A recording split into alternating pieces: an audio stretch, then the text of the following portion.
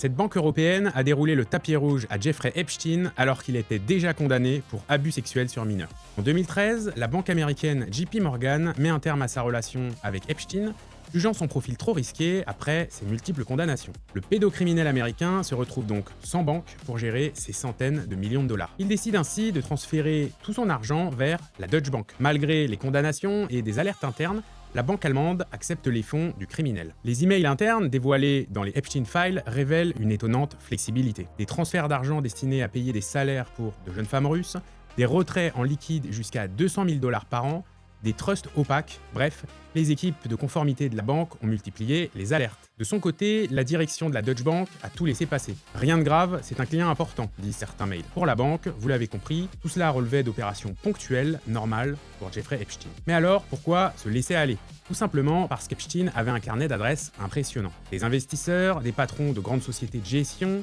des milliardaires et même l'ancien secrétaire au Trésor américain, Lawrence Summers. Bref, les banquiers espéraient profiter des contacts du criminel pour attirer de nouveaux clients ultra riches.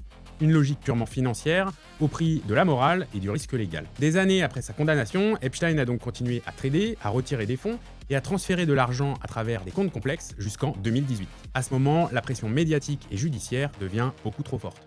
La Deutsche Bank commence enfin à fermer ses comptes, mais avec un retard, laissant passer encore des transactions douteuses. Au total, la banque a reconnu des failles graves de conformité et payé 225 millions de dollars en amende. Pourtant, ce scandale révèle une question centrale. Jusqu'où une institution financière est-elle prête à aller pour de l'argent, même quand il s'agit d'un criminel condamné pour exploitation de mineurs? Donnez-nous votre avis en commentaire et abonnez-vous à notre compte pour ne rien manquer de toute l'actualité financière.